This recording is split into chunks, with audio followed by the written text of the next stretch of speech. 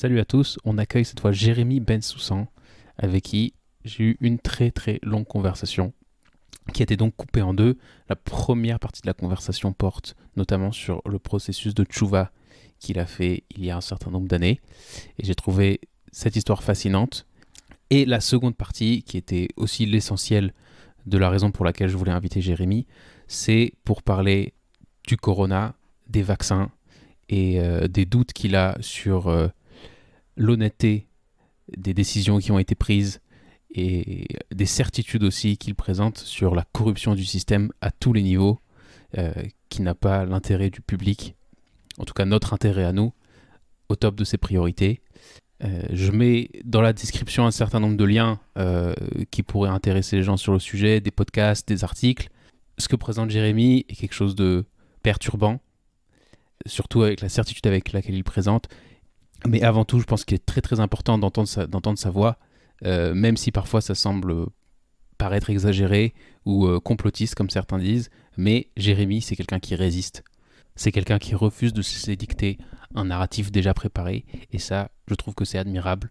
Et je trouve que c'est essentiel pour tout le monde d'écouter une voix qui sonne un peu différemment. Alors voilà, on écoute Barrio High et c'est parti.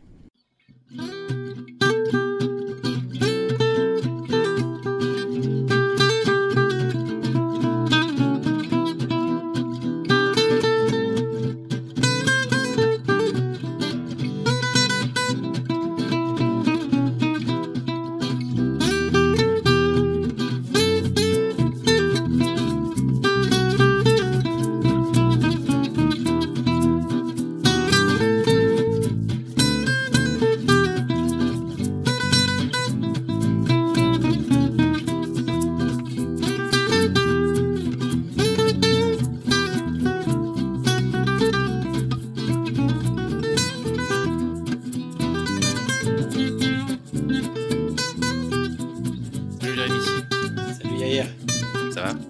ça va, grâce à Dieu, tout va bien. Et toi? Voilà, alors, Jérémy Bensoussan. C'est quoi, pour une fois, d'habitude je laisse les invités se présenter eux-mêmes, mais je crois que je vais essayer de te présenter. Mais après, tu me corriges Ouais, hein, si, je te corrigerai si si en t'exagères. gros, Si t'exagères le portrait. Bensoussan, père de 6, Ça c'est vrai. dont, comment tu disais, 6 under 7. Alors ça c'est plus le cas. C'est plus le Mais cas maintenant, il y en a un qui c'est a 7 ça, ans. c'était le cas à la naissance des jumelles, oui, au mois de septembre dernier. Voilà, Mazel Tov. Merci. Donc, Jérémy Bensoussan, père de 6, t'habites à Ranana, Mhm. et tu travailles dans la finance. C'est exact. Absolument. C'est un truc qui s'appelle Quant Researcher. Des concepts que je connais pas particulièrement, mais peut-être qu'on en parlera un peu de finance, mais bon, il y a des choses plus importantes duquel on va parler, et essentiellement, je t'ai invité parce que on a eu des très longues discussions, toi et moi, au moment de la campagne de vaccination ici en Israël. Des très longues discussions sur la justification de ce vaccin et sur ce qui se passait autour de ça.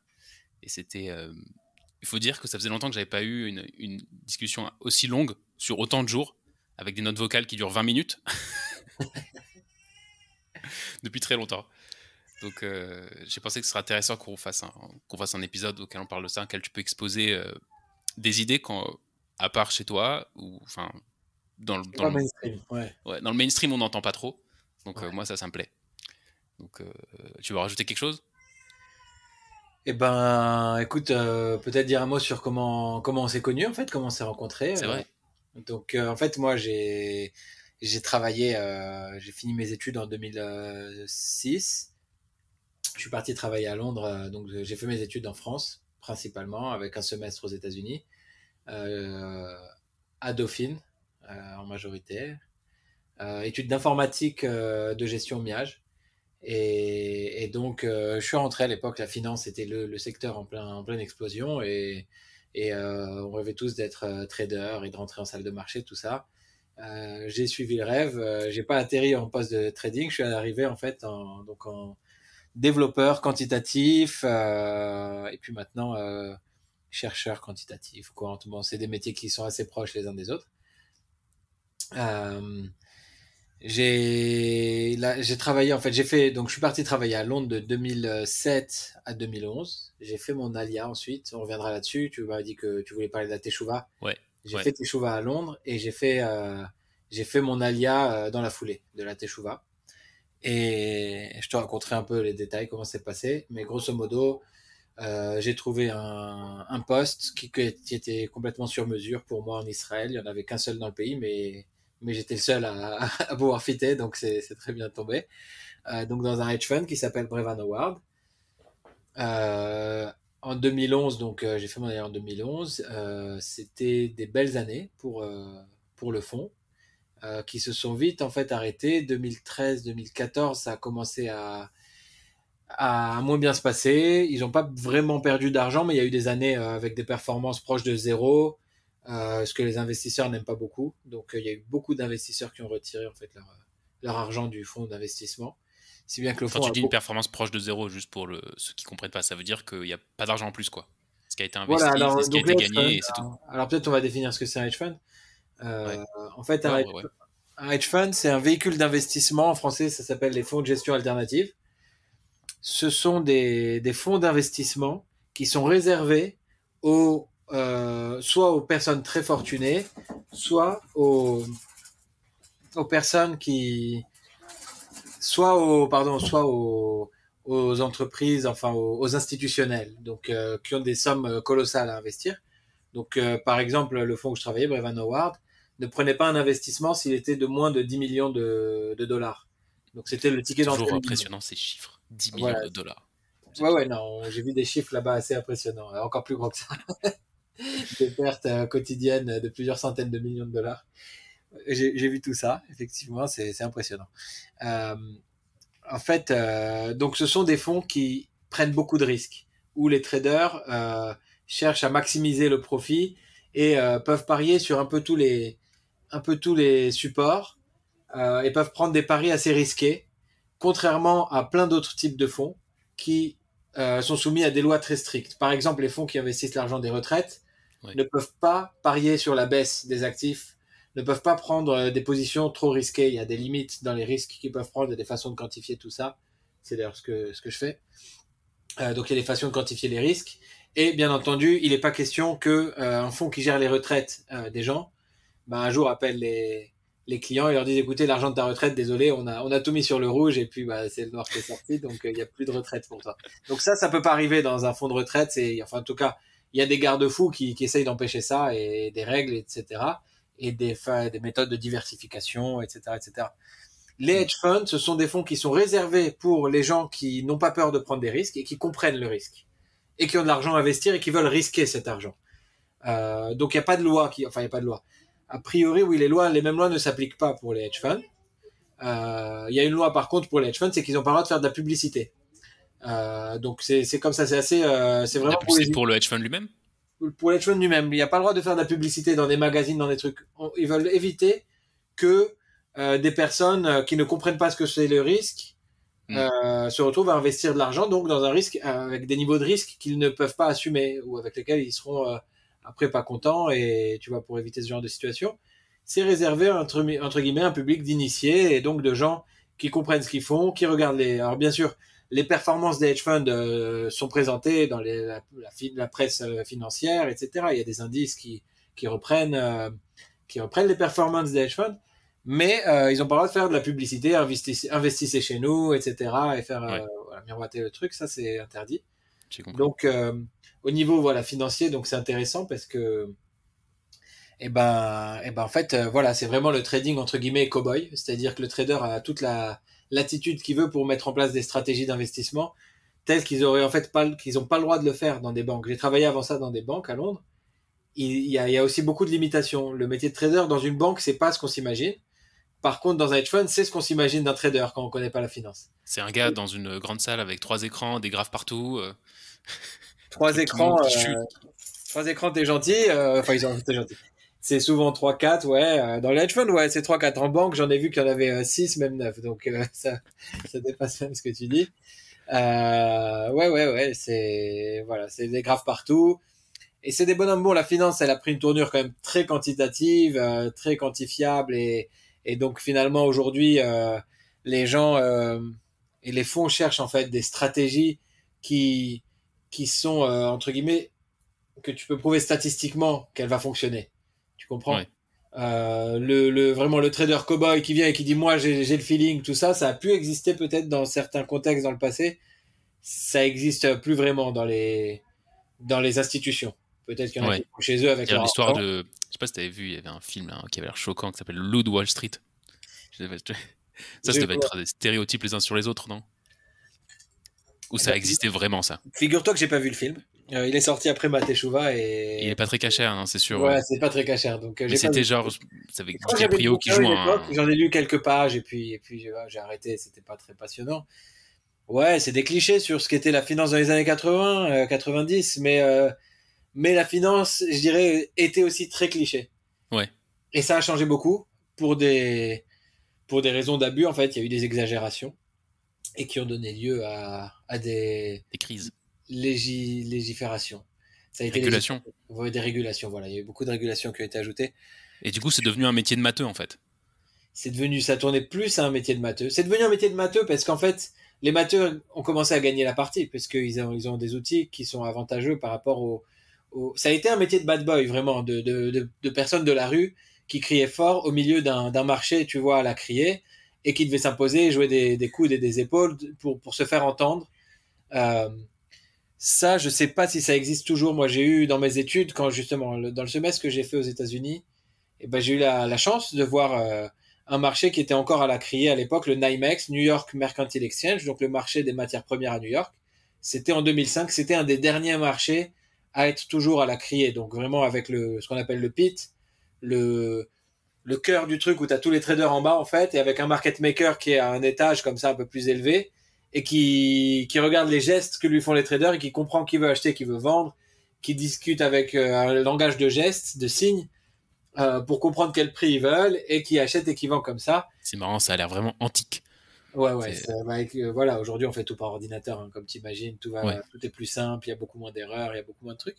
Mais ça a existé et j'ai même connu des traders qui étaient proches de la retraite qui ont été tu vois, dans ce truc-là. À l'époque, c'était au Palais Brognard en France quand ça existait.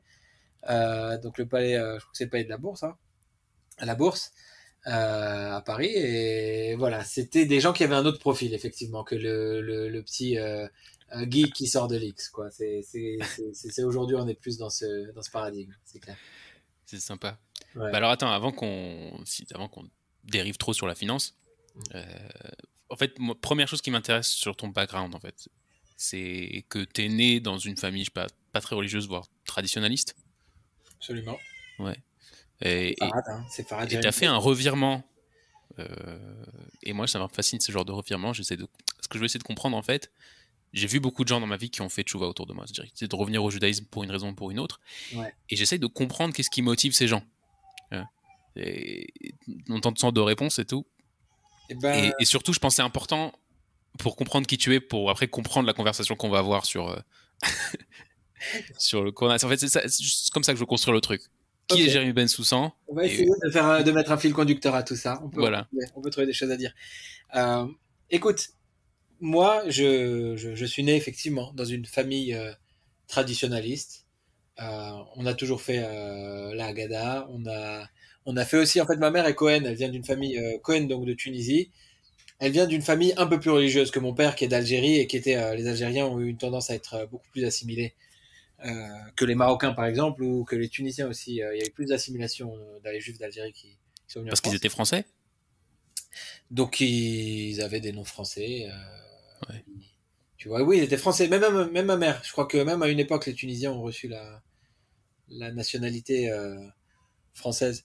En tout cas, oui, l'Algérie était un département français à l'époque. Je crois que c'était le 99. Euh, donc, euh, donc, je suis venu comme ça d'une famille, voilà, qui était, voilà, qui avait subi en fait je dirais, c'est lié au décret Crémieux qu'il y a eu en Algérie. Je pense que ça a fait beaucoup de tort au judaïsme algérien, qui a des racines fabuleuses en fait. Ça, je l'ai découvert beaucoup plus tard et beaucoup plus des belles racines. Enfin, même tout le judaïsme séfarade, une tradition rabbinique, des écrits, etc. Assez intéressant, assez fabuleux.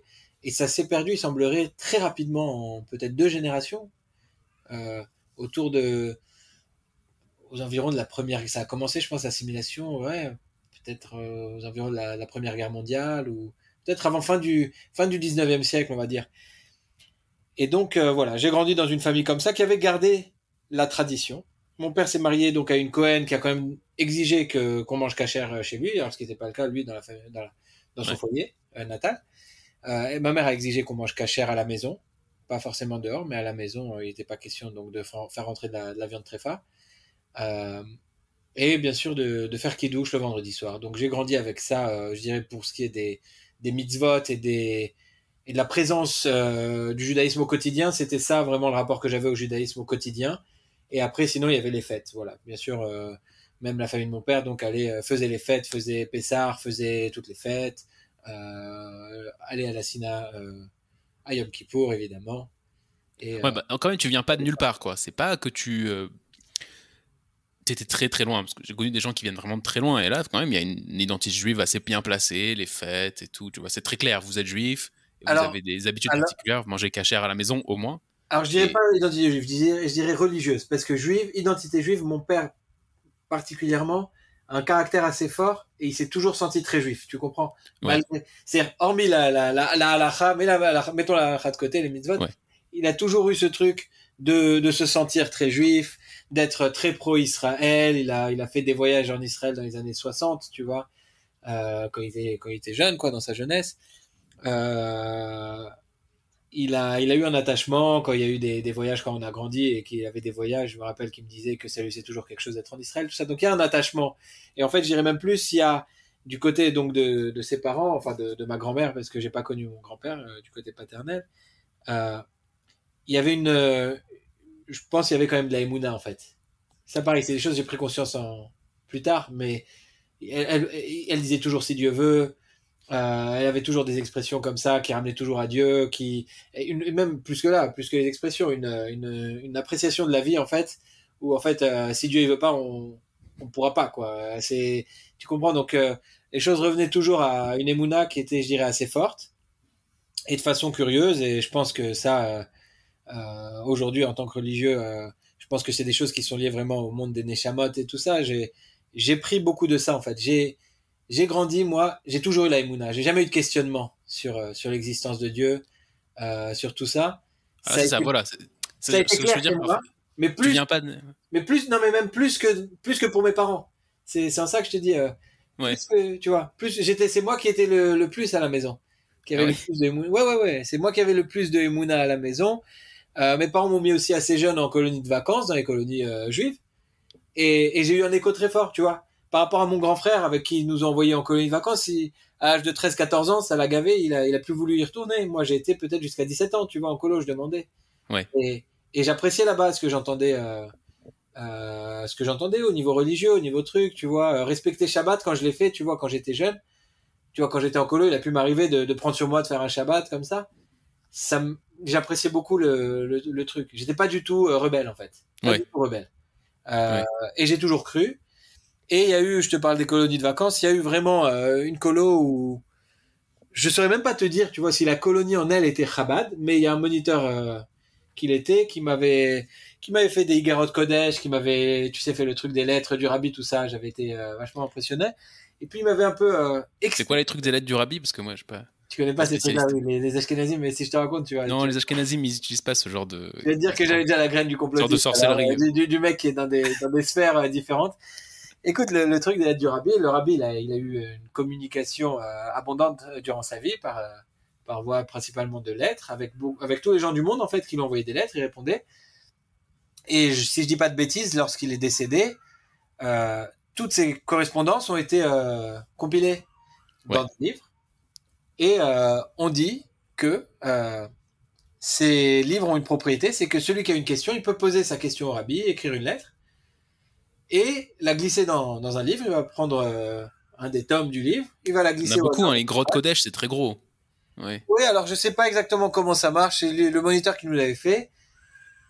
S'il y a des livres particuliers avec lesquels on fait ça, ou si on peut choisir n'importe quel tome, je sais pas, mais en tout cas c'est un truc qui est connu, et les Chabad, je pense, peuvent tous le confirmer.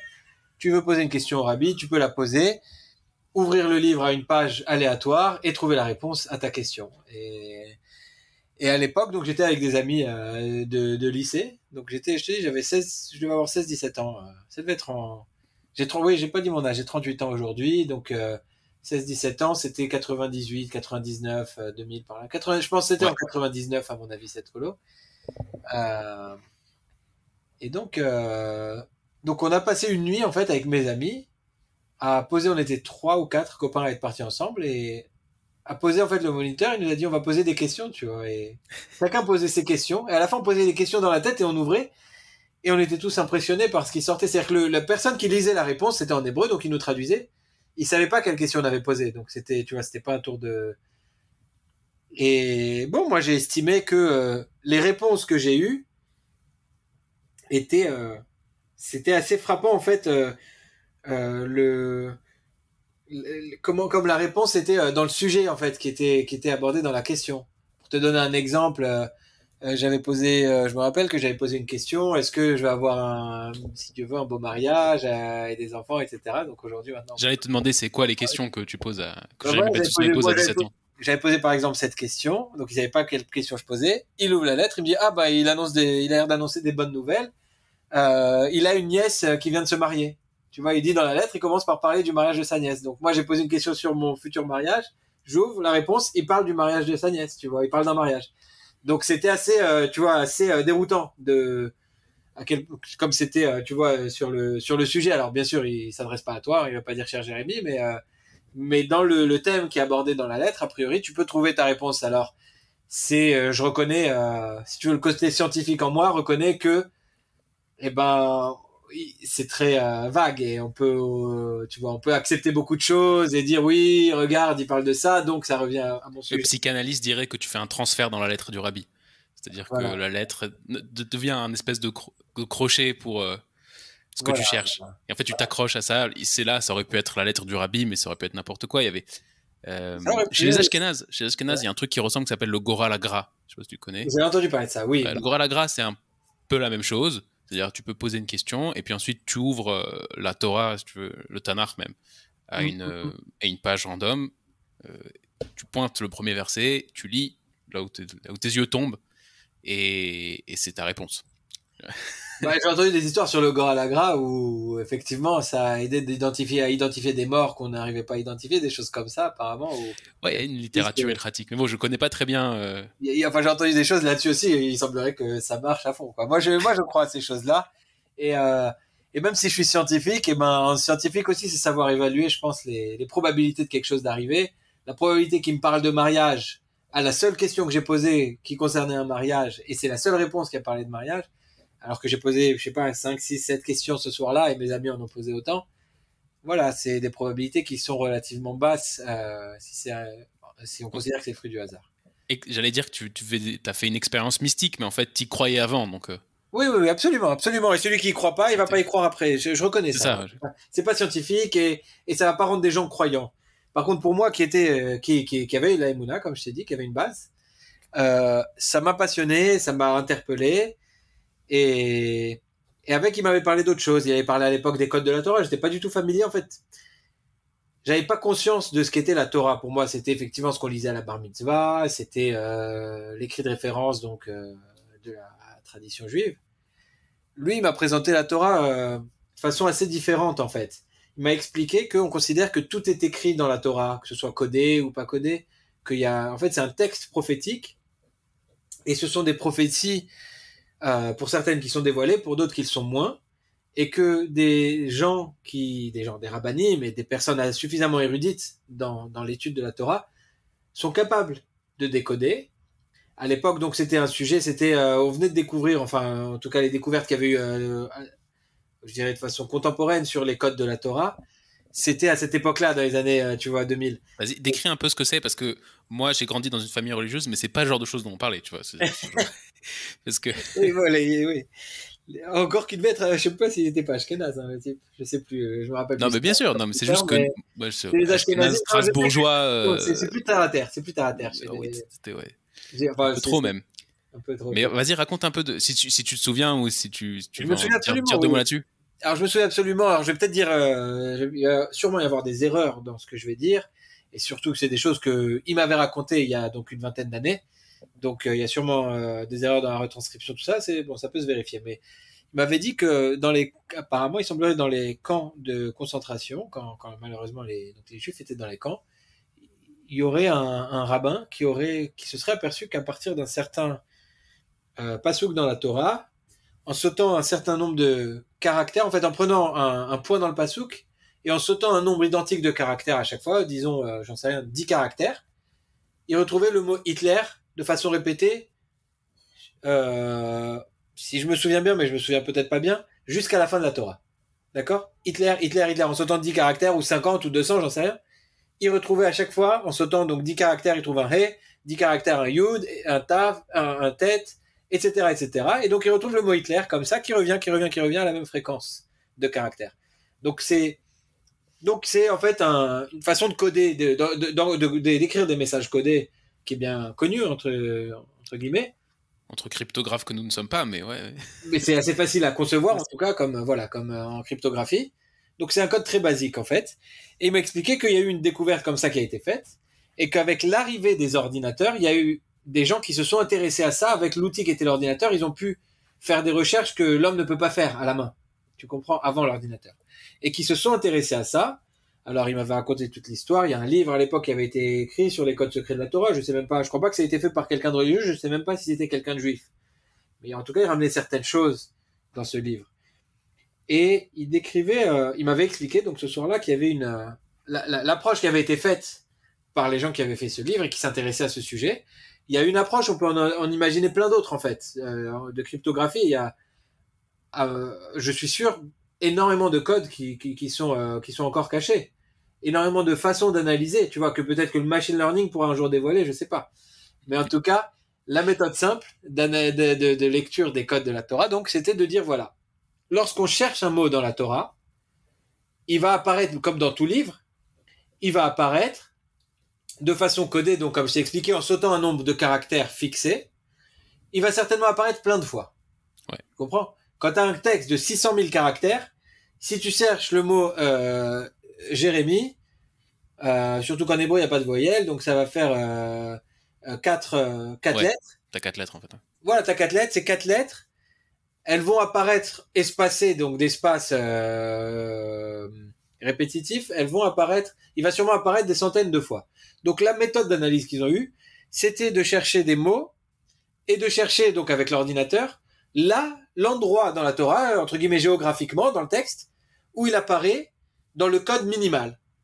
Donc, si le mot Jérémie, il apparaît à intervalle 2580, intervalle 4800 et puis intervalle 12, et ben tu vas sélectionner l'intervalle 12 et tu vas regarder et le confronter à d'autres choses que tu peux rechercher par exemple. Ok?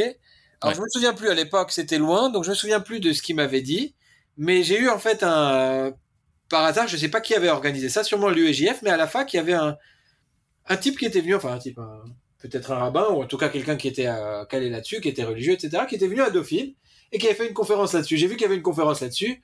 On était peut-être une quinzaine à y aller, tu vois, de juifs de Dauphine, mais on était allés. Il avait fait sa conférence sur le sujet. Et ça m'avait beaucoup interpellé. Donc là, j'étais en études secondaires.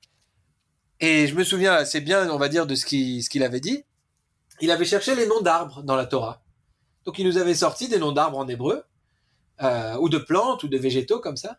Et il nous disait, voilà, tel nom d'arbre, on le retrouve en code minimal à tel endroit. Et puis tel autre nom d'arbre, on le retrouve en code minimal à tel endroit. Puis celui-là, cet arbre-là, on le retrouve en code 2 minimal dans le même passage que les autres. Pas minimal, il y a peut-être un autre endroit où il est plus rapproché, mais en 2 minimal. Tu peux regarder aussi à l'envers. Le code, c'est pas forcément un espace de 10 lettres, ça peut être moins 10 lettres. Tu peux reculer. Oui, tu peux reculer. Commencer à la fin, quoi. Donc en tout cas, il nous disait comme ça, il nous avait sorti une série avec une quinzaine de végétaux qui apparaissaient tous dans une même paracha. Et il nous dit, voilà, cette paracha, elle parle du jardin d'Éden. La paracha du jardin d'Éden dans la Torah, elle contient des noms d'arbres sur toute la Torah qui apparaissent en code minimal dans ce passage-là. Et ça, si tu commences à essayer de calculer, alors je sais même pas, j'ai pas idée comment on pourrait en termes de probabilité. Oui, c'est ça, voilà. Ça. Compare à qu'est-ce qui pourrait arriver.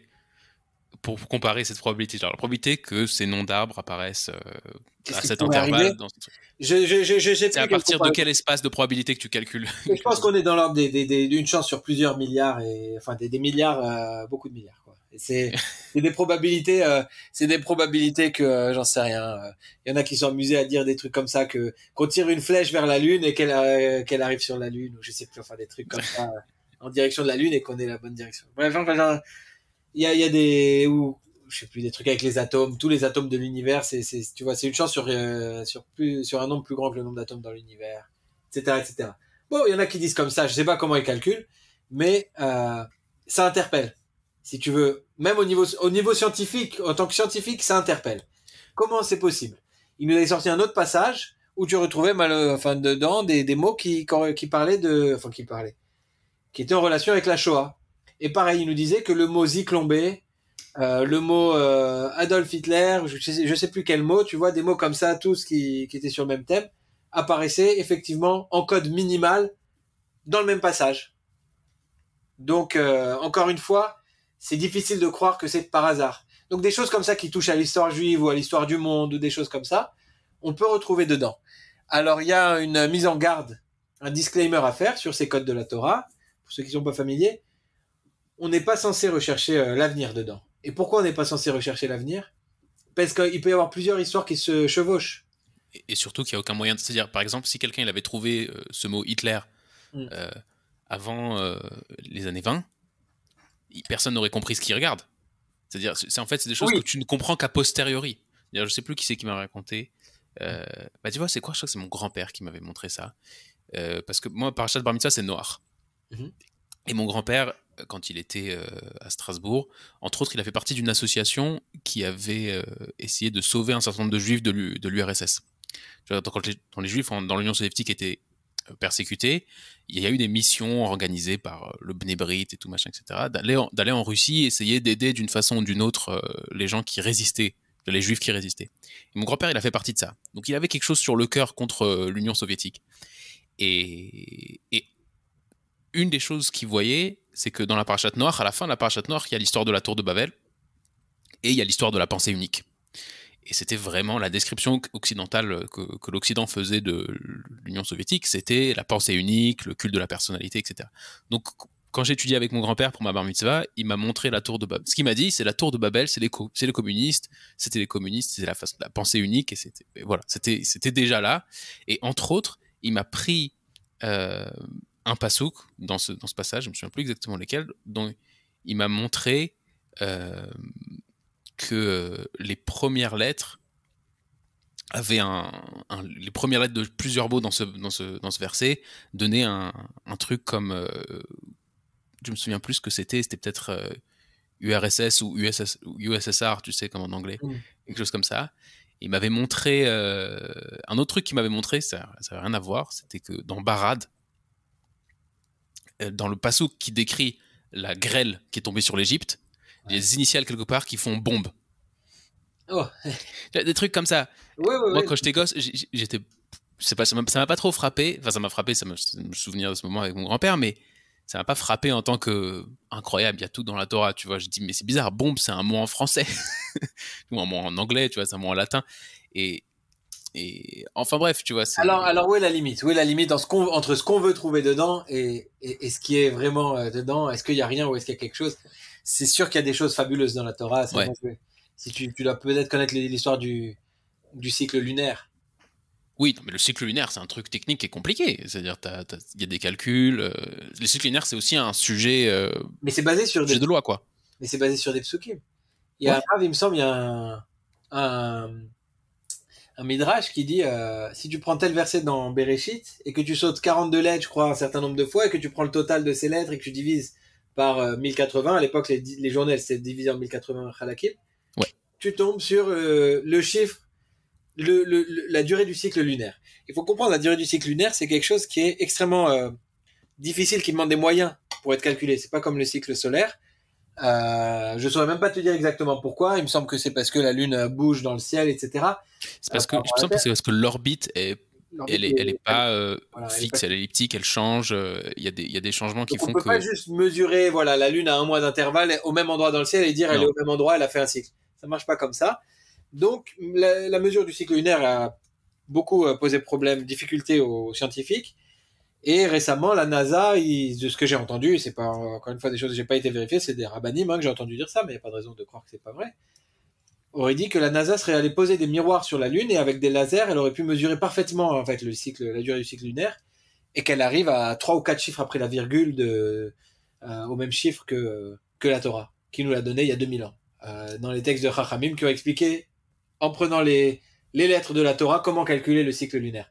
Donc comment ils savaient voilà, moi Non, j'ai pas de problème à penser que la Torah est prophétique. Il y a des gens qui sont capables de dire que non et que peut-être qu'ils avaient d'autres instruments perdus, etc. Bon, chacun sa théorie, sa thèse, c'est pas la question. non, la Torah c'est un texte de prophétie, tu vois. Mais Voilà, je fais la différence entre. elle contient des choses même scientifiques en fait Ouais. qui sont intéressantes, même voilà. Et donc mais je fais la différence entre des trucs prophétiques que quand tu lis, tu comprends, si tu veux, comment quelqu'un à ce moment-là il a pu dire quelque chose et que ça avait du sens et que c'était, si tu veux, prophétique de le dire à ce moment-là, et un truc que a posteriori de ta connaissance tu retrouves, comme par exemple des gens qui retrouvent, je sais pas, la molécule de l'eau dans des lettres, etc.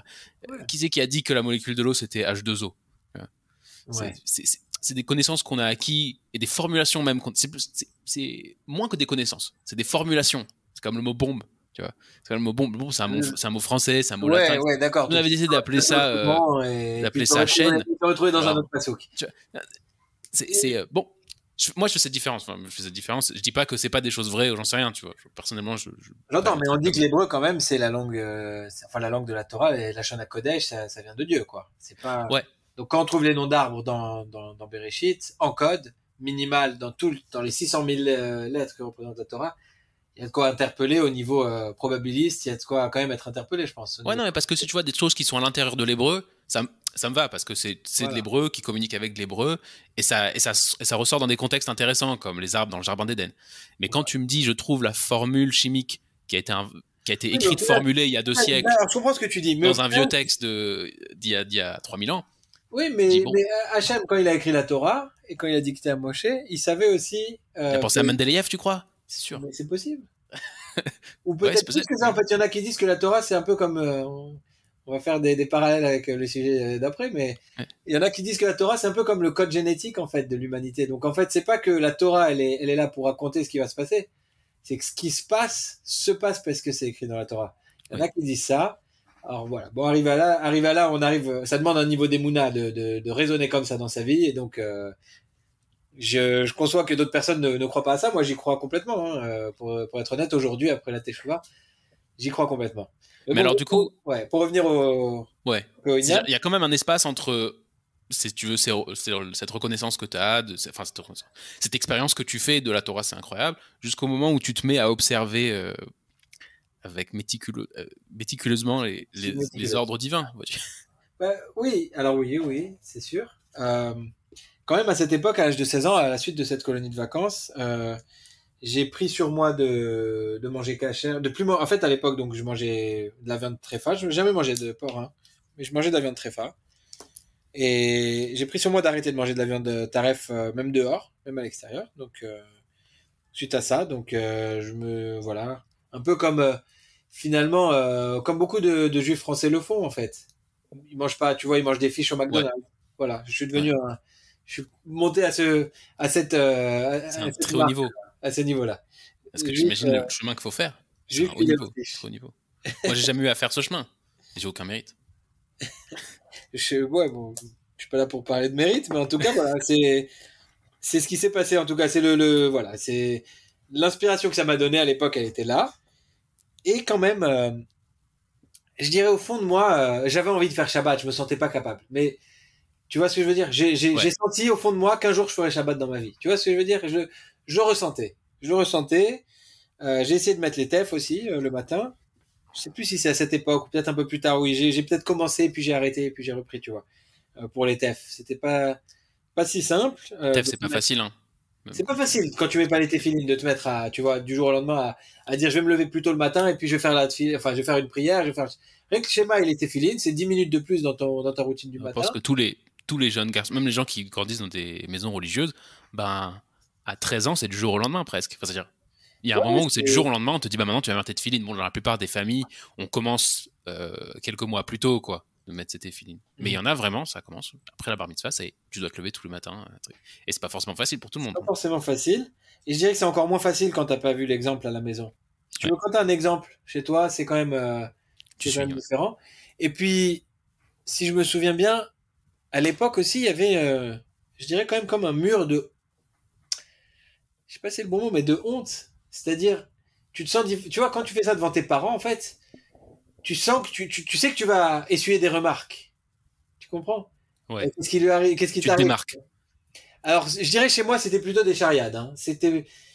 J'ai eu la chance de grandir dans une famille et avec des parents qui ont toujours respecté le libre arbitre des enfants. Et j'ai compris après que c'est pas le cas chez tout le monde. Ouais. Ils respectent le libre arbitre. Si je veux faire ça, eh ben fais-le, tu vois. C'était comme ça chez moi. On va te charrier, mais on va pas te mépriser. Tu comprends? Ouais. On va se Ouais, moquer de toi, ils vont en rigoler, parce que forcément on va en rigoler, tu vois. Mais on va pas te mépriser de ça. Ou on va pas te juger, ou on va pas te dire d'arrêter. Tu comprends? Donc ça c'est quelque part la chance que j'ai eue, et je me rends compte qu'il y a des gens pour qui la teshuva, il y a une portée là, comme ça en fait, où chez qui c'est encore plus dur parce que on va s'opposer à eux. Alors que moi il n'y a pas eu d'opposition. une crise Clairement. familiale. Dans le cadre Ouais. familial, oui, dans la Ouais. famille nucléaire, tu vois. Ouais. Bah, Mais t'imagines qu'il y a beaucoup de gens, moi j'ai connu beaucoup de gens qui ont fait tchouva et que, bon, d'abord, toi, j'entends qu'il y a eu un processus qui a mis du temps, qui a été lent, qui a maturé, tu vois. Mais moi, je connais des gens aussi qui ont fait ça de façon très rapide ouais, et qui viennent de familles moins que traditionnelles, quoi. Genre à peine, qui savent à peine, qui sont juifs, etc. Moi, j'ai des amis qui étaient au milieu d'études prestigieuses, tu vois, et c'était impensable. Et que pour marquer le fait qu'ils voulaient faire tchouva, ils ont quitté ces études. Et certes, les parents deviennent fous. ouais. Les parents deviennent fous et pourquoi est-ce que tu finis pas tes C'est pas études telle pour yeshiva. des bêtises, pour aller à la yeshiva, pour Non, mais je comprends les ah, parents, hein. Attention, je ouais suis mais pas ouais, religieux, mais ils je sont respecte. terrorisés, tu vois, c'est l'impression que l'enfant il Oui, disparaît, tu vois. oui. J'ai vu des gens comme ça. J'ai vu quelqu'un dire, parler d'une fille, ou d'un ami à lui dont la fille est partie au séminaire. Il parlait comme si elle était vraiment, mais c'était pire que si elle était partie se prostituer, quoi. Excuse-moi la comparaison. Mais ils en parlaient comme si le rave, et c'est un rave en plus francophone très connu et que je connais bien personnellement, je sais pas, c'est pas la peine de dire son nom, le rave de ce séminaire, mais il parlait de lui comme si c'était un gourou qui avait complètement retourné Laver la le cerveau. philosophie. Et il disait, la personne qui me racontait ça, donc sur ses amis, en fait, c'était un dîner de Shabbat, il y a pas si longtemps, il y a quelques années, j'étais déjà marié. Il me disait, il va aller en prison, quoi, ce rave. Il me disait, avec ce À ce qu'il a point. fait, qu'il a pris cette fille, il va aller en prison. Et moi, il se trouve que je l'ai vu, le rave, après, il était en voyage en Israël. Et je lui dis, qu'est-ce qui se passe? Du coup, j'ai entendu du Lachon Hara sur vous, qu'est-ce qui se passe? Il m'a dit, ah, cette fille-là, ah oui, les parents, ils sont un peu Ils sont agressifs, fâchés. tu vois, un peu fâchés. Et la fille, il semblerait la version de l'autre côté, en fait, c'est que la fille, elle a fait échouva, elle a voulu partir au séminaire, et puis voilà, ils n'ont pas du tout été en accord avec le mode de vie juif traditionnaliste, je fais Shabbat, et puis je mets les priorités, en fait, et l'important sur certaines valeurs plutôt que d'autres, quoi. Hmm.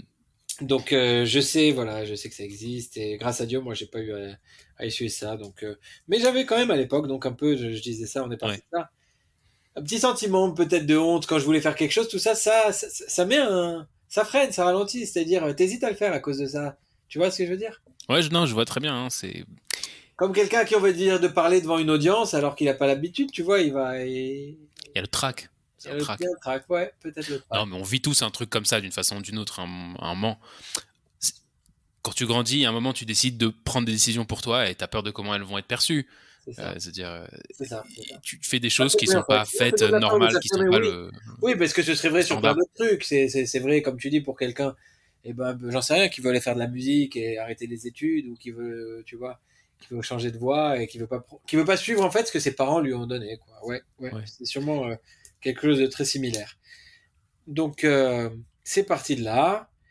Il y a eu une période, je me rappelle, vers 19-20 ans, ouais, où, euh, où j'ai commencé à avoir beaucoup de réflexions un peu spirituelles, un peu, donc, suite à ce que j'avais entendu à cette époque, j'avais commencé à ouvrir le Chumash, tu vois, il y a quand même un Chumash à la maison, à ouvrir, à lire, à voir le monde comme la création de Dieu et que Dieu maîtrise son monde. Donc j'avais eu un passage comme ça. Ouais. Et, et ce qui est fou, en fait, c'est que quand tu rentres là-dedans, tu commences à avoir des choses comme des petits miracles dans ta vie, tu vois, comme des choses, tu vois, tu as une pensée et puis tu vois quelque chose dans la réalité qui vient te rappeler ta pensée ou des choses comme ça, que tu dis c'est pas par hasard, tu vois, quand tu commences à dire que tout n'arrive pas par hasard et que tu commences à être dans ces réflexions-là, tu commences à avoir un feedback. Ouais. Alors pareil, est-ce que c'est une focalisation ou est-ce que c'est Dieu qui envoie des messages? C'est une question. C'est une question, tu vois. Moi, enfin, je m'attache à une réponse, mais on peut me dire le contraire. Non, mais Et donc, j'ai eu un passage comme ça vers 19-20 ans, et il semblerait que ça colle de ce que j'ai appris après, ce que j'ai pu entendre après, et j'étudie pas le Zohar, ça m'intéresserait de le faire d'ailleurs, peut-être à un moment dans ma vie.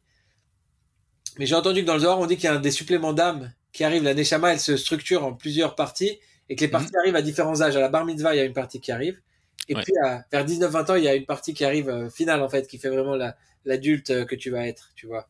Enfin, Ouais. pas l'adulte que tu vas être, tu peux toujours changer, mais qui vient compléter la partie qui n'était pas encore complète de ta Neshama. Et il semblerait, de ce que j'avais pu entendre après, et des souvenirs que j'ai eu de cette époque, c'est possible que ça ait coïncidé avec cette période-là, cette aspiration spirituelle qui est venue à cette époque-là, aurait pu coïncider avec cet âge-là, selon la mystique. Mais en tout cas, donc j'ai eu une traversée comme ça où ça me pas préoccupé, mais beaucoup de mes pensées étaient consacrées à ça. Tu Et t'es mis à écouter le monde et le monde t'a oui, parlé. voilà, c'est une belle façon de le dire. Non, mais c'est vrai, hein, mais ça, c'est vrai. Ceux qui écoutent, on leur parle. Ça, c'est clair. Et c'est oui. Et puis j'ouvrais la Torah et j'ouvrais un peu Bereshit, tout ça, et puis je sais plus à l'époque ce que je trouvais, mais je trouvais des trucs même dans le commentaire, dans le Limouk que j'avais à la maison. Ça me parlait, tu vois. Et c'est bien que j'ai même pris un peu peur, en fait.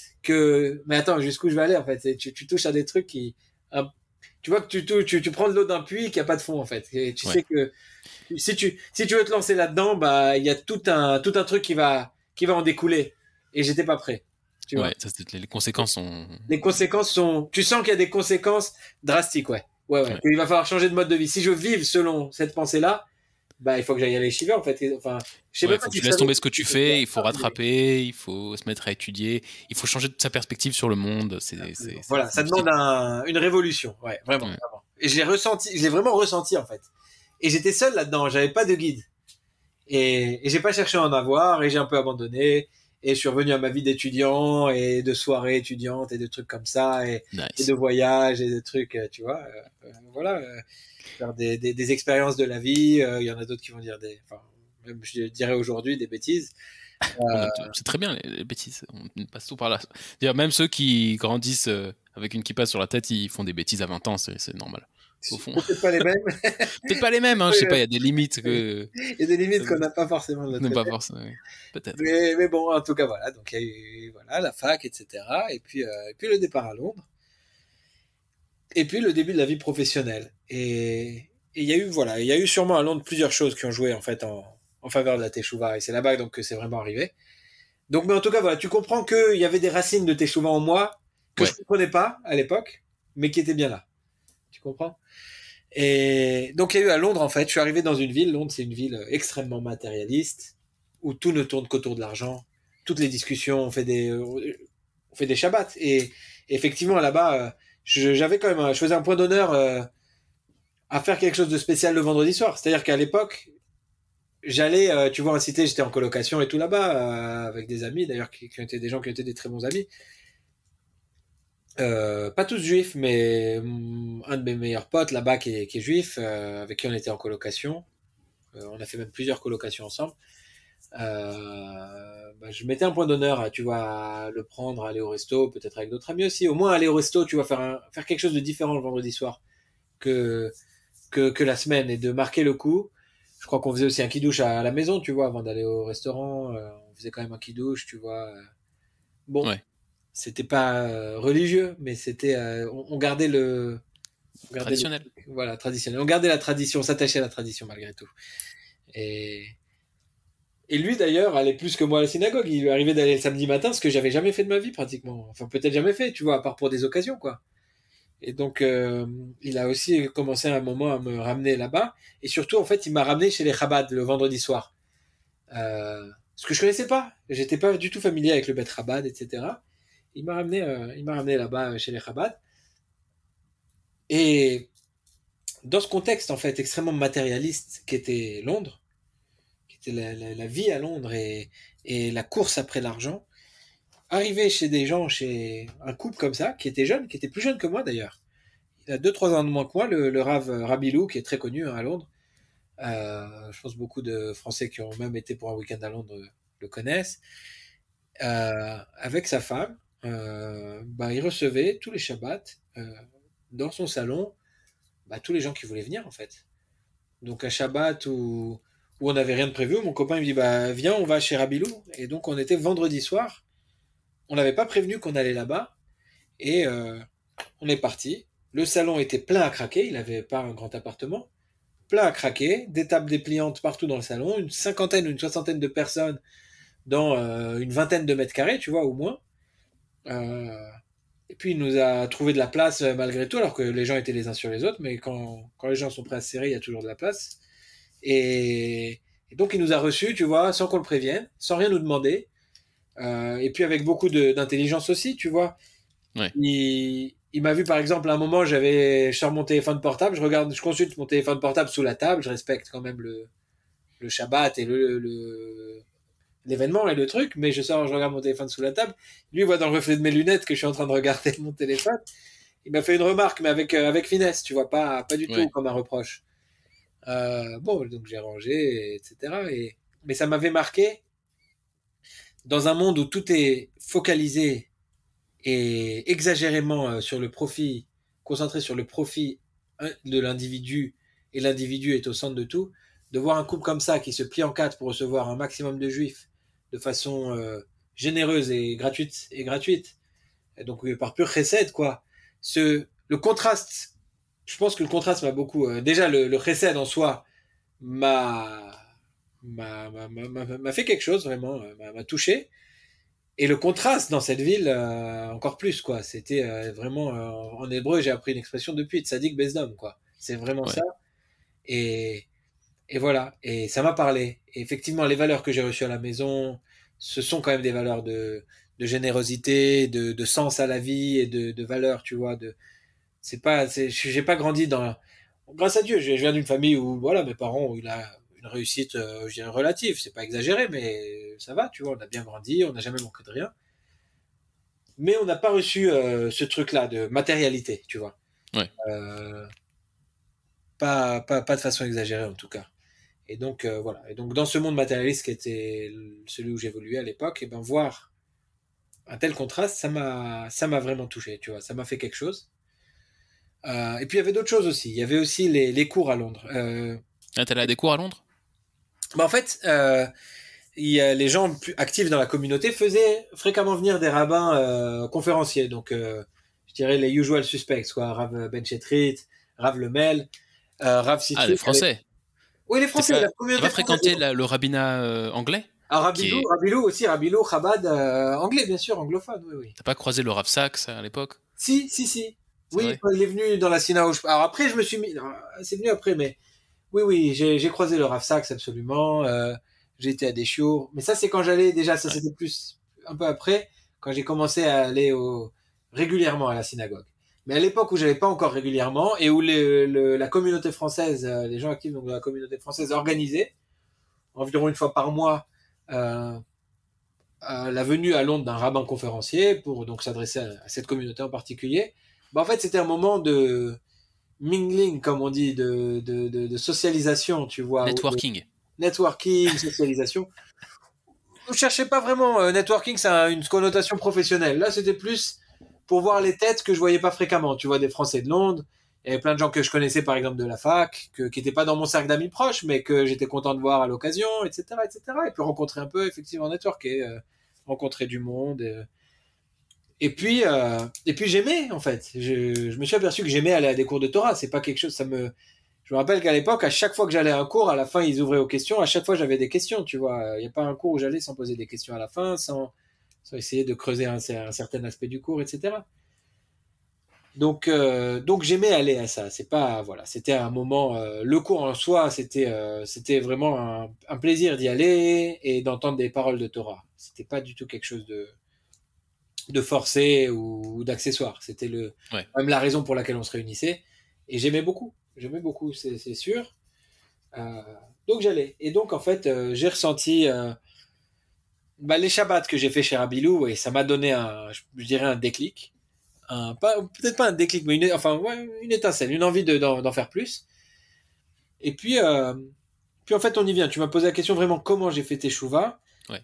Le qualificatif, je dirais Teshuvah Be'ahava, vraiment, parce qu'à l'époque, j'avais une vie sociale très sympa. On était jeunes, tu vois, et on avait une bonne communauté à Londres, des gens vraiment que j'aimais beaucoup.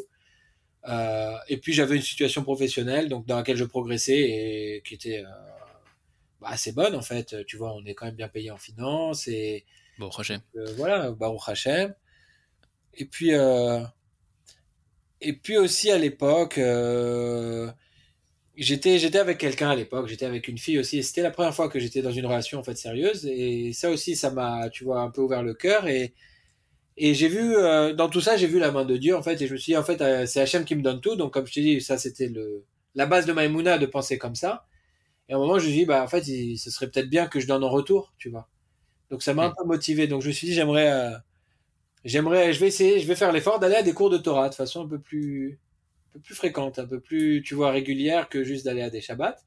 Donc j'ai pris sur moi à l'époque de, euh, d'aller à un cours de Torah hebdomadaire. Donc parce qu'il C'est y en marrant avait, parce tu que vois, je, pas je des, ouais. t'interromps, mais je pense que c'est la première fois que j'entends ça.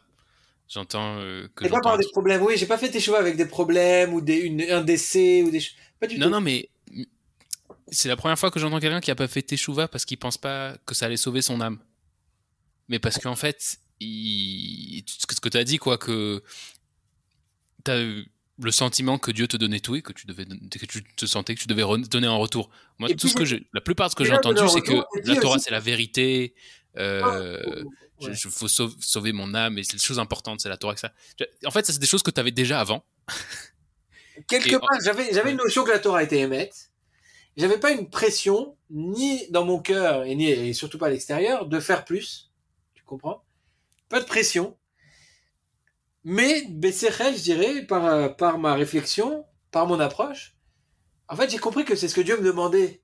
Et puis, si Dieu me le demande, en fait, c'est ce que je dois faire. C'est bon pour moi. Ça peut pas être mauvais parce que Dieu, il est bon. Tu vois ce Ouais, que je mais veux c'est dire? une conséquence, tu vois. C'est pas la motivation. C'est pas la motivation. Non. Ouais. Non, non, non, non. Ça, je trouve ça intéressant. C'était une conséquence de mon raisonnement et de mon approche, oui, et même de ma relation avec Dieu, hein. Parce que quand tu commences à faire tes chouvas, en tout cas pour ma part, je te dis, tu vois des signes, tu vois des simans du ciel qui sont waouh, tu vois. Tu commences à voir des trucs que tu voyais pas en temps normal. Et jusqu'à aujourd'hui, je suis convaincu que c'est statistiquement pas des choses qui arrivent, tu vois, par Ouais. hasard. Si tu veux, je pourrais te raconter un peu quelques petits miracles, quelques petites choses, tu vois, T'as mais quelques des choses. miracles sous la manche. Ouais, ouais, ouais, mais j'en ai vu, Non, j'en mais ai à part ça, sur vu. les trucs de probabilité, finalement, il y a une époque où je m'intéressais à ces questions, à ces questions-là. Tu vois, par exemple, il y a un vieil argument théologique qui s'appelle, peut-être que je l'ai en anglais, qui s'appelle le proof par design. Je sais pas si tu connais.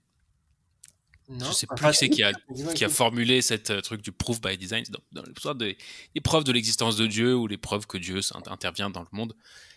Alors, t'as Ah, la preuve par le t'as la oui. preuve Que ontologique qui Dieu est la que Dieu preuve a créé le classique. monde. Oui, Ouais. oui. T'as la preuve ontologique, c'est la preuve classique, si tu veux, d'Aristote, du moteur, du prime motor, tu vois, de la cause première. Mm. Et puis, t'as un autre truc qui, dans le judaïsme, ça apparaît. La première fois que ça apparaît, je crois que c'est dans le Chovat Alvavot, qui est un livre d'il y a 1000 ans, tout comme ça, Ouais, ouais, un ouais. Rishon, où il décrit ça et dit que tu regardes le monde et tu vois toutes les choses qui arrivent et la probabilité qu'il y ait un monde et la probabilité qu'il y ait ceci, tu vas dire les choses qui sont, ça se voit qu'il y a une intelligence. C'est vrai qu'il y a une intelligence. Par exemple, tu vois la Non, mais structure je du pense que monde. c'est bien avant. Il me semble qu'il y a des trucs comme ça, Rabbi Akiva, où je sais plus quel Rav a dit si tu trouves une veste, tu peux pas croire qu'elle s'est faite toute seule, je crois, un truc comme ça. Chaque veste, elle a son couturier, quoi. Tu peux pas Ouais. voir une création et croire qu'il n'y a pas de créateur. Alors, c'est mais en fait, ça revient à une question de probabilité. Parce que, si tu veux, techniquement, c'est-à-dire, tu pourrais. l'analogie classique, c'est ce que tu dis. Par exemple, si donc tu trouves une montre sur la plage, c'est pas que les atomes se sont agencés par hasard et ont formé une montre. C'est dur à croire. C'est dur à croire, mais en même temps, du point de vue de la matière, il n'y a aucun sens, il n'y a pas plus de sens à une montre qu'à le chaos du sable sur lequel la montre repose, si tu veux. Ouais, c'est nous qui voyons le sens à l'intérieur des agencements de la matière. Et il y a un rabbin que j'ai entendu, un rabbin récent, j'ai entendu qui a dit le problème de cet argument-là, c'est qu'il est statistique, entre guillemets. Et combien c'est possible que toute la structure dans laquelle on voit, c'est une structure qui a évolué au fur et à mesure. Et alors tu peux dire, la probabilité est très basse. Et alors ce gars-là, ce rabbin, il a un doctorat en physique, je crois. Il a dit, mais vous savez, les choses à des probabilités très basses, ça arrive tous les jours. Et il dit pourquoi ? Il dit parce qu'à un moment, la réalité, elle décide de ce qu'elle va faire. Elle a 50 millions de possibilités. Et ben, ça va dans une direction à un moment. Et c'est si tu veux, tu tires une balle de golf vers le trou, quelle est la probabilité qu'il tombe sur le point juste à 2 cm à droite du trou ? Elle est minuscule. Mais à un moment, il y a un point sur lequel ça va tomber. C'est-à-dire, quelque part, la réalité, elle finit par choisir. Alors, les preuves par design, la preuve par design, c'est un truc que je comprends. Et je comprends le sentiment, tu vois, qu'il y a derrière. Franchement, je comprends. Ce que tu dis, c'est vrai. Ce que tu dis, c'est vrai, mais au fond, mathématiquement, je pensais pas à une bonne preuve. Par contre, cérébralement, c'est différent. C'est-à-dire, le fait qu'on a on a un sens du sens. On a quelque chose qui nous permet de percevoir du sens et de construire du sens, tu vois. Ça, et que ça soit commun à nous tous. Ça, je pense, ça dit quelque chose. Alors, moi, là où j'en suis dans ma réflexion aujourd'hui, et enfin, ça fait un moment, je pense que Dieu, en fait, dans la création du monde, il y a eu, et tu parlais du Chovot Halvavot, j'ai eu la chance de l'étudier pendant un certain temps, de façon hebdomadaire, mais de l'étudier, donc je suis un peu familier avec cet ouvrage. Je pense qu'à un moment, en fait, Dieu, il a donné le libre arbitre, et le libre arbitre a une énorme importance pour Dieu. Quelque part, j'irais peut-être jusqu'à dire, Dieu a créé le monde pour le libre arbitre. Tu comprends ? Donc dire qu'il y a une démonstration scientifique, carrée, irréfutable, que Dieu existe, et puis on clôt le débat, et c'est terminé, et Dieu existe, ça va pas avec sa création. Il n'a pas mis ça dans le monde. Il n'a pas mis ça dans le monde. Et ça, en fait, le Rav Tatz, il y a une conférence du Rav Tatz où il parle de ça, et justement, il dit, je sais qu'il y a des rabbinim qui font des conférences, des rabbins conférenciers qui parlent de preuves et de preuves irréfutables. Il dit, j'aime pas du tout cette approche, il faut pas avoir cette approche, parce qu'il n'y a pas de preuve irréfutable. Il parle du Ramban, je crois de Nachmanide, qui a dit pratiquement qu'en fait, les preuves qu'on peut donner sur la vérité et l'existence de Dieu, elles sont pas aussi fortes que des preuves qu'on peut avoir en science. Elles n'ont pas la même rigidité, comme tu viens de le dire. Oui, non, c'est sûr, parce que c'est des preuves qui sont, des expressions kantiennes a priori. C'est-à-dire qu'on part de notre réflexion, on part de notre logique, alors que dans la science, elles sont a posteriori dans le sens où on part du fait empirique. On part de ce qu'on observe, on est d'accord sur ce qu'on observe, et ensuite on essaye de comprendre ce qui se passe, tu vois. Ça veut dire, après, tu peux dire les sens nous mentent, etc., il n'y a pas de problème, etc. Mais bon, en science, au bout d'un moment, il faut un standard de perception qui nous permet de dire ça existe et ça n'existe pas, tu vois. On peut pas non plus... Mais c'est un différent type de raisonnement. De raisonner à partir des observations que de raisonner a priori. Alors la preuve ontologique, la proof by design, ça, c'est des trucs a priori, qui partent de notre cerveau et qui finissent dans notre cerveau. Jamais ça communique avec la réalité. Ouais. Il y a une autre preuve en fait, c'est la preuve du Rambam,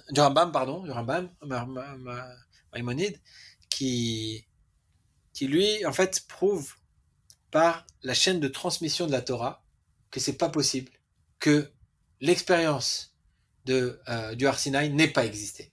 Et elle est vachement intéressante cette preuve, parce que cette preuve, c'est une preuve par le raisonnement. Et si tu raisonnes, tu t'aperçois que c'est émet. Tu comprends ? Mais comme c'est par le raisonnement, quand tu vas la présenter à quelqu'un de non-croyant, il peut toujours s'échapper de ça. Et te dire, je suis pas d'accord avec ton raisonnement. Mais il va pas avoir un raisonnement opposé qui va te prouver que t'as tort. Tu comprends ? Oui. Donc il va jamais te prouver que c'est faux. Et il va pas trouver un moyen de le prouver. Mais, comme si Hachem, il a laissé, encore une fois, la place au libre arbitre, il veut pas y croire. Et puis, ton raisonnement, il est mignon, mais bon, il y a peut-être d'autres raisonnements possibles, j'en sais rien, je comprends pas tu vois, je veux pas vraiment comprendre, je me casse pas la tête là-dessus, et puis on passe à autre chose. Et puis, donc encore une fois, le monde, il est fait pour qu'il y ait un mérite à celui qui veut croire, je pense. Alors, juste parce que j'ai pas envie qu'on s'étende trop sur ce sujet, parce que je vais passer à l'autre, mais juste pour ceux qui veulent, et ceux qui comprennent bien l'anglais, je conseille très chaudement sur ces questions-là. Il y a une série de vidéos d'un rabbin qui est décédé maintenant, qui s'appelle le Rav Emmanuel Shochet, qui était un élève du Rabbi de Lubavitch, qui avait un doctorat en logique, en philosophie de la logique ou des mathématiques. Donc, mec, des gros cerveaux, big brain. Et il a fait une série de débats avec des évangélistes au Canada très violents, qui sont très intéressants, je conseille. Et aussi une série de ce genre sur ce sujet-là, sur le sujet des preuves de l'existence de Dieu, etc. Avec des étudiants de je sais plus quelle université du Canada, peut-être McGill, je me souviens plus, des étudiants juifs qui l'ont provoqué de venir. Il est venu, il a fait et je pense que c'est les trucs les plus brillants que j'ai jamais entendus sur ces sujets. C'est de ce Rav Emmanuel Shochet. Ceux qui veulent, je mettrai le lien dans les descriptions, mais ça c'était fascinant. Moi ça a changé beaucoup de choses, ces trucs là, parce qu'il parle de tout ça. Les maths, la logique, c'est un truc qu'il comprend bien et il exprime ça très bien. Maintenant, mais je pense on va passer parce que on va s'étaler. On peut parler des heures. Ça on peut vraiment s'étaler, etc. Et je veux pas c'est pas le sujet. Il y a d'autres sujets à aborder. Donc juste pour revenir donc au truc donc sur ma teshuva, on va essayer de conclure là-dessus. En fait, moi je pense qu'il y a une chose en moi, une caractéristique personnelle. Et c'est pas, je dis de façon, je veux pas spécialement paraître orgueilleux en disant ça. Mais je dirais, je cherche le émet, on va dire, dans ce que je cherche. J'essaye d'éviter les a priori, d'éviter, tu vois, d'être les influences quand je regarde quelque chose et de regarder les choses telles qu'elles sont réellement. Je dirais en fait, on dit dans la Torah que chacun a une mida entre guillemets dominante. Donc ça j'ai appris donc après la Teshuvah forcément, mais on dit qu'Yaakov il était Émet. Et moi d'ailleurs Yaakov c'est mon prénom hébraïque. Et s'il y a une mida qui me caractérise, je pense que c'est ça en fait. Et quand j'ai pris la Torah, ben j'ai dit c'est Émet. Ce qu'on me dit en fait. J'ai vu le message et j'ai dit ok c'est Émet. Donc j'apprends telle qu'elle est. Tu comprends ce que je veux dire? Il y a plein de gens qui prennent la Torah et puis qui cherchent à l'adapter à leur pensée. Moi j'ai dit je veux prendre la Torah telle qu'elle est et moi adapter ma vie à ce qu'elle me dit de faire. Pas l'inverse. Tu vas pas chercher à rentrer dans d'autres formes de logique. Et pour te donner un exemple où ça a été frappant, en fait, à la même époque où j'ai commencé à aller à ces cours, etc., un des autres déclencheurs de ma teshuva, parce qu'il y en a eu plusieurs, un des déclencheurs, en fait, qui est assez intéressant, je pense, à mentionner, là, c'est que, à l'époque, en même temps, j'ai ressenti comme un besoin, en fait, de m'impliquer, peut-être dans une cause ou dans un truc. Puis j'ai un ami en France qui est un mec comme ça, qui aime beaucoup penser, qui a lu beaucoup de philosophes, etc. Donc j'ai contacté à l'époque par email. Tu vois, moi j'étais un peu dans mes trucs, je commençais à des cours, etc. Et j'ai contacté par email en lui disant qu'est-ce qu'on peut faire à notre niveau contre l'antisémitisme. Tu vois, et donc j'ai commencé à ouvrir une réflexion. Tu vois, à l'époque il y avait plein de, enfin il y en a toujours beaucoup, même plus qu'alors. Mais il y a beaucoup d'événements antisémites en France, en Europe, etc. Ouais. Qu'est-ce qu'on peut faire, tu vois? Qu'est-ce qu'on peut faire? Donc on a commencé à échanger des idées, à brainstormer. Est-ce qu'on peut faire des réunions? Est-ce qu'on peut faire des vidéos, d'explications, que les Juifs sont pas si méchants que ça, que ce qui se passe en Israël c'est de la défense? Et à chaque chose logique à laquelle on pensait, j'allais regarder sur Internet et je vois qu'il y a une association qui existe et qui le fait. Tu vois? Et donc, à chaque idée qu'on pouvait avoir, je disais, mais ça a déjà été fait, et puis ça n'a pas enlevé l'antisémitisme du monde. Et donc j'avançais dans cette réflexion, ça a pris peut-être plusieurs semaines, en me disant, mais c'est irrationnel, quoi.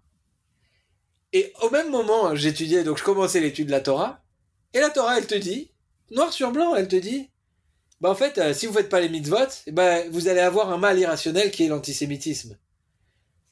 Tu vois le truc plus ça allait dans ma réflexion sur qu'est-ce que je peux faire et j'arrivais dans une impasse qu'en fait tout a été fait quoi. Je vais rien faire qui peut apporter. Il y a aucune chose à laquelle on peut penser qu'il n'y a pas quelque part ou sous une certaine forme été faite et qu'il n'y a rien changé au problème d'antisémitisme qui continue de grossir. Et de l'autre côté, la Torah elle te dit bah fais les mitzvot et les goïms ils seront pas antisémites. Le problème, c'est vous, elle dit la Torah. Non mais voilà. Et en fait, bah ça. C'est toujours nous le problème. Mais non mais ça en fait comme je te dis, j'ai pris les choses de façon simple. Bet Mimout. J'ai dit bah ok tu vois et la réponse elle est là quoi. Si je veux faire quelque chose bah faut que je prenne mes responsabilités quoi. Faut que je prenne mes responsabilités, que je prenne sur moi mes mitzvot et puis bah si c'est quelque chose d'irrationnel que ça existe et ben de façon irrationnelle et ben peut-être que j'aurai un impact que je ne verrai peut-être pas mais en tout cas j'ai compris en fait que la démarche de la Torah et ben elle consiste à à commencer en fait, pas par chercher à rayonner sur son entourage, à commencer par se travailler soi-même. Tu vois, c'est vraiment là où j'ai eu cette prise de conscience que c'est un travail sur soi, la Torah, la religion juive. Ouais. Si tu veux faire une pause, on peut. Hein. Ouais, est-ce qu'on peut faire une petite pause? Ouais. Donc voilà, il y a eu vraiment une prise de conscience que bah, finalement ce que Dieu me demandait, et c'est un travail personnel, c'est un engagement dans le monde personnel. Dieu nous a créés pour une raison. Et puis, et ben, si on s'engage dans cette voie et à agir pour la raison pour laquelle on a été créé, et ben, on fait ce que Dieu attend de nous. Et en fait, c'est Dieu qui s'occupe des choses irrationnelles. Et puis, c'est Dieu qui enverra de la bracha dans le monde. C'est ça qui est intéressant, c'est que ça rejoint ce que tu as dit plus haut. C'est que tu as fait tchouva par un sentiment de responsabilité. Peut-être. Pas pour sauver ton âme. Non, vraiment pas. Non, ça, c'est clair que non. Ça, c'est clair que non. Je me suis à aucun moment senti, en fait. T'as jamais senti que ton âme était menacée ou quelque chose, non? Non, c'est jamais menacé par Bah, tu sais, franchement, tu rencontres beaucoup de gens, et pas que des juifs, hein, beaucoup de gens ont l'impression que leur âme est menacée, qu'il y a quelque chose à sauver, que... Mais c'est vrai, ils ont raison. Ah, peut-être c'est vrai, ils ont peut-être raison, tu vois, mais ça veut dire, il y a beaucoup de gens qui font tchouva dans cette terreur-là, que ils sont pas dans l'équipe qui gagne. Non, mais c'est sûr. Et c'est vrai, moi aujourd'hui je le vois comme vrai ça. Aussi, ouais. Je le vois comme ça, ayant un peu appris et je dis pas qu'ils ont tort. J'ai eu la chance, je le vois comme une chance. Et c'est peut-être Srutava, c'est peut-être les mérites de nos pères ou de mes pères et de mes ancêtres ou je sais pas quoi. Mais effectivement, j'ai pas eu besoin de prendre de claques, j'ai pas eu besoin de prendre de. C'est pas arrivé par des choses négatives. Ouais. Tu comprends? J'ai eu cette chance. Vraiment, je le vois comme une chance énorme. Donc, c'est pas arrivé par des choses négatives. C'est pas arrivé par des menaces. Je me suis pas senti menacé. Je me suis pas senti. Voilà. Par contre, effectivement, il y a eu un moment. Donc, à ce moment-là, j'ai commencé à passer la vitesse supérieure. Commencer à m'engager à faire des mitzvot. Commencer, tu vois, voilà, à réfléchir, tout ça. Bon, le Shabbat, c'est encore venu un peu après. Mais il y a eu un moment à force d'écouter des cours, des trucs, et à entendre ces choses-là sur l'âme qui, effectivement, souffre de ne pas faire attention. L'âme, elle a une souffrance. Elle a une souffrance de ne pas faire ce pourquoi elle a été créée. Mais comme toute chose, il y a... Je ne saurais plus dire quel rave. C'est Rav Ranchaya qui ramène ça au nom de... Je ne sais plus quel rave. Mais qui aurait dit, en fait, que chaque chose est créée pour un but dans le monde. Tu vois? Un casse-noix, il est fait pour casser des noix. Si tu commences à essayer d'enfoncer des clous avec un casse-noix, tu vas casser et le clou et le casse-noix. Tu comprends ce que je veux dire? Chaque chose vient dans le monde avec une raison d'être. Et quand on se comporte nous aussi, et quand on se comporte pas pour la raison pour laquelle on a été créé, on crée en nous des souffrances. Alors c'est des domaines spirituels. Au niveau spirituel, c'est des choses qui sont du domaine de l'invisible. C'est pas des choses perceptibles aussi, tu vois, aussi matériellement perceptibles. Donc ça va pas se montrer de façon aussi évidente que l'objet que tu vas casser parce que tu l'as mal utilisé, tu l'as utilisé pour faire autre chose. Mais, et ça c'est quelque chose où tu es sûrement beaucoup plus initié et compétent que moi. Tu sais, moi, les secrets de l'âme... Non, mais la psychologie arrive au même... enfin, peut-être pas aux mêmes conclusions, mais je dirais que la psychologie, elle vient t'apprendre que, ben, il y a une partie de l'homme qui souffre. Et ça, même je dirais, dans le monde matériel dans lequel on vit, on reconnaît qu'il y a une partie de l'homme qui provient de l'esprit et que les souffrances proviennent très souvent de l'esprit. Ouais, Et dans ma lettre, aujourd'hui, on a une inadéquation entre les besoins vraiment de l'esprit et la vie telle qu'elle est menée par la personne. je sais pas si tu te balades sur LinkedIn en ce moment. En tout cas, toi et moi qui avons fait Pas trop, l'intelligence moi, artificielle et de la data science et du machine learning. Combien de gens de posts, de trucs et de trucs que t'entends que les gens sont absolument persuadés que si on va assez loin avec du deep learning, si on va assez loin avec des réseaux de neurones, avec des algorithmes, et ben on va faire un cerveau qui est exactement comme le nôtre. Et que au fond, tu te rends compte que ces gens-là, ils pensent, c'est pas qu'on est très fort écologiquement, c'est que nos cerveaux, c'est des machines. Donc, au fond, il y a beaucoup de gens Ouais, bien sûr, bien sûr. qui maintenant, voyant ce qu'un algorithme est capable de faire, se dit qu'en fait, le cerveau, bah, c'est un algorithme comme un autre. Et c'est une question de temps avant qu'on arrive à en faire un en Python ou en C++. Tu vois. J'entends, mais effectivement, et ça, c'est des Donc, gens. c'est-à-dire, même s'il y a eu un sursaut de la psychologie, de la psychanalyse, il y a eu Freud, etc., qui a parlé des réalités de l'esprit, il y a eu Carl Jung, il y a eu Lacan et tout ça, machin. Dans la communauté scientifique, et si tu veux, mais même, enfin, la communauté scientifique, c'est une chose, mais moi, je vois beaucoup ça. Tu vois, si tu te balades un peu dans ce que les gens ils écrivent sur le sujet, ça s'appelle AGI, Artificial General Intelligence. Je sais pas si tu Ouais, connais. ouais. C'est en gros, l'homme est une machine qu'on va pas tarder à construire, le cerveau en tout cas, et qui va simuler. Alors, si tu me demandes ce que j'en pense, et Ouais. c'est assez marrant parce que j'ai rencontré une amie de ma femme quand je me suis marié avec ma femme, elle a une amie relativement proche d'elle qui à l'époque était chercheuse en neurosciences. Et j'avais eu une discussion comme ça, elle était venue un Shabbat à la maison, j'avais eu une discussion avec elle, tu vois.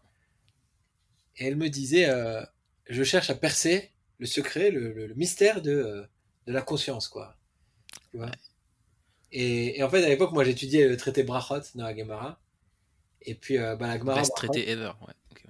eh ben, elle te dit clairement, donc moi, je prends un risque et je prends un pari qu'en fait, on ne percera jamais ce secret. Et elle, depuis, elle a arrêté sa recherche et bon, grâce à Dieu, elle a une famille maintenant, donc elle a, Elle a fait Tchouva aussi ou quand?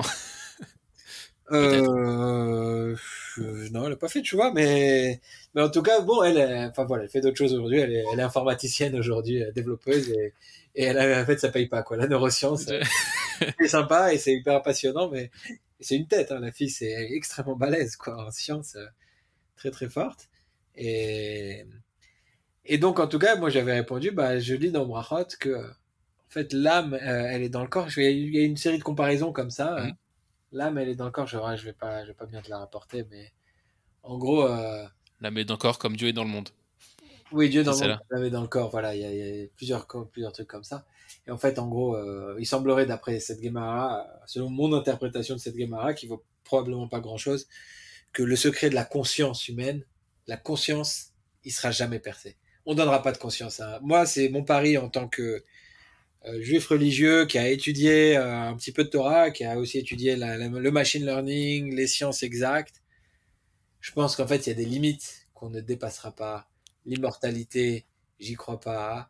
Et c'est un sujet, on va peut-être revenir dans pas longtemps dans cette Ouais. discussion, le Parce que transhumanisme. l'immortalité, c'est une question. Moi, je suis pas aussi sûr, mais Moi, j'y crois pas. Bon, ouais, et non, peut-être peut-être que je pas. me tromperai, hein, je me suis déjà trompé dans ma vie, donc plus d'une fois. Non, parce que la conscience, c'est vrai. Il y a une limite. D'abord, il y a la limite de nous-mêmes, au fond. Ça veut dire la conscience, Ça a c'est ce été qu'on dit est. par les philosophes, même les non-juifs. Je pense donc je suis. La machine n'est pas capable, et tu le sais comme moi, on a étudié, parce que pour On beaucoup de sait ce gens, en qu'il y a fait, dans une machine. on sait ce que c'est le machine learning, c'est des statistiques. C'est pas de la conscience, c'est pas de la réflexion Non. déductive, c'est des statistiques. Tu comprends? Non, mais c'est vrai, hein. Moi, je suis encore étonné qu'il y ait des gens. Je suis étonné tout le temps qu'il y ait des gens intelligents qui pensent qu'en faisant un réseau de neurones assez complexe, on va pouvoir faire de la conscience. Ça n'a aucun sens. Et ça ne va pas émerger au milieu de rien. Dire, ça, Mais c'est ça. Mais en fait, ça, c'est la différence entre toi qui es croyant et eux qui sont non croyants. je sais Parce pas que si c'est une question de croyance, eux mais qui disent en fait peut-être. que la matière a créé des neurones par l'assemblement moléculaire suite au Big Bang et à toute la théorie qui s'ensuit, ça a créé des êtres avec des neurones. Et ces neurones, en évoluant, ont fini par créer d'eux-mêmes la conscience. Donc, ils s'imaginent que la conscience est le résultat du système neuronal. Oui, voilà, Et, c'est ce que s'appelle un phénomène émergent. C'est un phénomène qui émerge de l'agencement, qui est en fait une illusion de la perception qu'on a des choses, tu vois. C'est juste l'histoire que l'algorithme se raconte, si tu veux. Et c'est une partie de l'algorithme, l'histoire qui se raconte. Mais Ils estiment enfin, ça. bref. Ils estiment ça. Et nous, on estime que Dieu nous a créés, qu'il a mis en nous un souffle divin et que ce souffle divin, il rentrera pas dans une machine. Il y a eu Ouais. des kabbalistes qui étaient capables de faire des golems et même le golem ne parlait pas. Si je dis pas de bêtises, hein, corrige-moi. Tu crois, Je crois pas, non. je sais Non, pas je si crois tu pas. crois au C'est-à-dire, golem ou pas, tout ça. Comme on a dit, non, non, non. Moi, franchement, le golem, c'est un truc fascinant. Il y a pour des le coup, livres beaucoup c'était à là-dessus. Le Prague. Hein, Maharal, c'était pas le pas, Maharal. voilà, le Maral, c'était à Prague. C'était pas chez les. Ouais, les Ashkénazes, on a Vous notre avez, part de vous avez mysticisme. aussi votre truc. C'est la sorcellerie de l'Europe des Ashkénazes de l'Europe de l'Est. C'était machéo. Non, mais Voilà. non, ça, le golem, c'est un truc qui s'étudie. Je connais pas, j'ai pas fait. Non, moi C'est non un plus. Moi sujet non que je plus. connais pas. Mais en tout cas, la notion de donner vie à de la matière inerte, c'est Ouais. quelque chose. Donc, Bah, du coup, et ça, je pense qu'en fait, pour l'instant, je dirais, les observations, le monde continue de nous donner raison, parce que je crois pas qu'on ait ressuscité qui que ce soit, en fait. C'est-à-dire que même un insecte, même en fait, je dirais la société moderne, selon une lecture de la Torah, la société d'Esav, la lecture du monde qu'a Esav, c'est-à-dire l'Occident aujourd'hui, c'est que l'homme est une machine. Mais toute machine qu'il est, on n'a jamais ressuscité quelqu'un dont le souffle de vie s'est éteint. Quelqu'un ou quelque animal ou pas à ma connaissance en tout cas, peut-être, tu comprends, toute chose qui a une âme selon la tradition juive, on l'a pas vu. Donc la notion qui dit que c'est juste de la mécanique et que tu vois, une voiture, on peut la réparer à quelque niveau qu'elle soit de dégradation, on peut toujours changer des pièces et lui redonner tu vois, Hmm. la remettre en fonctionnement. Je crois pas qu'on ait réussi à. pas que je sache, hein, mais après, il y a des formes d'immortalité dans le monde biologique. Par exemple, Je parle pas d'immortalité, là je parle de ouais, ressusciter. Une non, fois que la ressusciter, mort, non. une fois qu'il y a eu le processus de mort, moi ce que je dis c'est que la mort est un processus irréversible. Et ça, j'estime que ça me conforte dans ma position, tu vois. Et avant qu'on nous prouve que la mort est un processus qui est réversible par des moyens scientifiques et pas par une action divine. Je sais pas si tu te rends compte qu'il y a dans le monde quelque chose comme près d'1 milliard de chrétiens qui croient que croient Non, que ressusciter c'est possible. non, non, non, la ressuscitation religieuse, moi j'y crois. Triata Métine, Ah, j'y crois. Mais c'est religieux, c'est-à-dire c'est Dieu qui va la faire. Tu comprends? ouais, C'est pas la science. C'est pas quelque chose de. L'homme n'est pas une machine. L'homme est bien plus qu'une machine. Donc la machine n'arrivera jamais à avoir tout ce qu'a l'homme. Elle peut avoir plus sur ouais. certains points. Plus de mémoire, plus de capacité de calcul. Pas de problème. Mais la machine n'arrivera pas, à mon sens, à avoir la conscience, le souffle divin qu'il y a dans l'homme. Si Et je peux ça, faire c'est un sujet. sauter le sujet, mais voilà, la machine euh, n'arrivera jamais à l'homme, sauf peut-être Laure Alexandre. Mais Merci de il marche chez moi. Je pensais qu'on ah pouvait ouais, c'est violent. c'est passé. Ouais. Non mais bon, si tu veux, on va parler de Laure Alexandre. Viens, on commence par le début peut-être. Bah écoute, avec plaisir. On Hein. commence Donc par là, le début. Non, voilà, si non, tu. voilà, les sujets ils se chevauchent finalement. Ouais.